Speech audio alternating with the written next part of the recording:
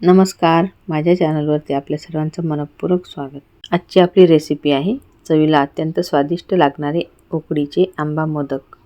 चला तर वेळ न घालवता रेसिपीला सुरुवात करूया. त्यासाठी आपल्याला आधी इथे आंब्याचा पल्प काढून घ्यायचा आहे. इथे आपण आंबे घेतलेले आहेत, त्याची साल काढायची आणि त्याचा गर पूर्ण काढून घ्यायचा.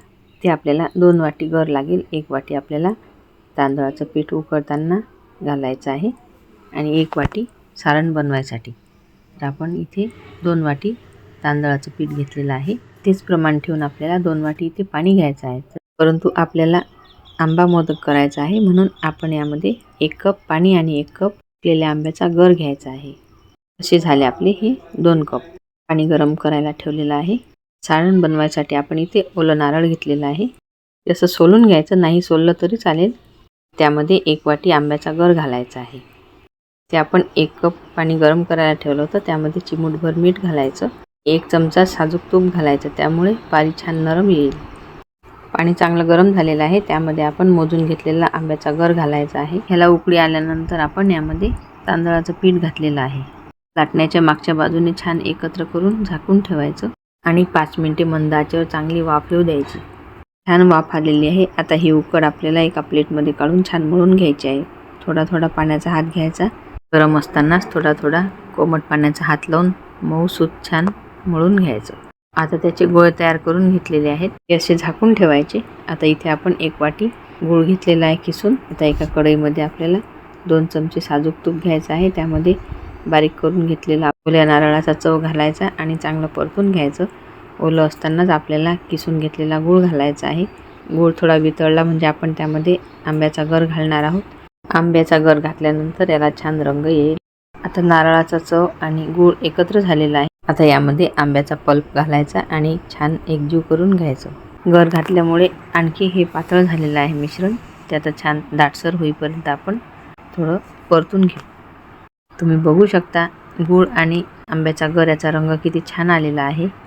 आता यामध्ये आपल्याला आवडीनुसार ड्रायफ्रूट्स पावडर घालायची आहे आणि बेदाणे घातलेले आहेत. तसेच आपल्याला जायफळसुद्धा घालायचं आहे. ते इथे किसून जायफळ घातलेलं आहे.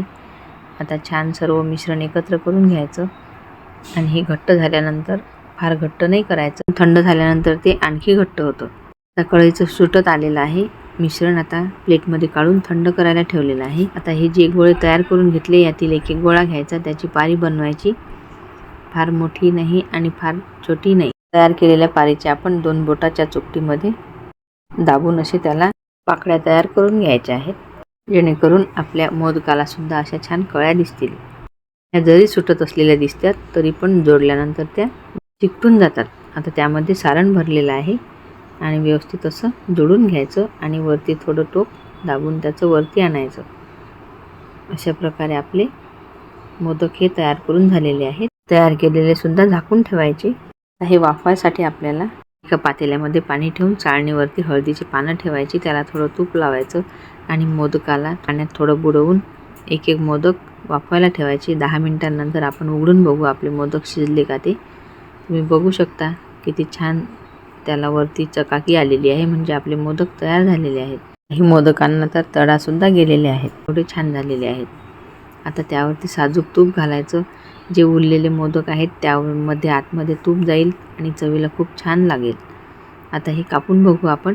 तुम्ही आतमध्ये बघू शकता सारण किती छान भरल्या गेलेलं आहे. मोदकाचं सारणसुद्धा खूप छान झालेलं आहे. पारी बनवताना हाताला तूप लावायचं. वरूनही आंब्याची चव आणि आतून सुद्धा आंब्याची चव असलेले असे आंबा मोदक तयार झालेले आहेत. आता आपण साच्यामधले बनवून घेऊ.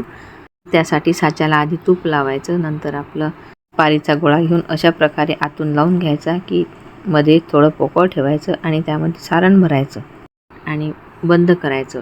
अशा प्रकारे हे तयार करून आपण वाफवून घेतलेले आहेत. ते सुद्धा तुम्ही बघू शकता. त्यामध्ये सारण किती छान दिसत आहे. तुम्हाला जर माझी आजची रेसिपी आवडली असेल तर लाईक करायला अजिबात विसरू नका. तसेच चॅनलला सबस्क्राईब केलं नसेल तर जरूर करू शकता. रेसिपी बघितल्याबद्दल धन्यवाद. पुन्हा भेटू अशाच नवीन रेसिपीसोबत. तोपर्यंत नमस्कार.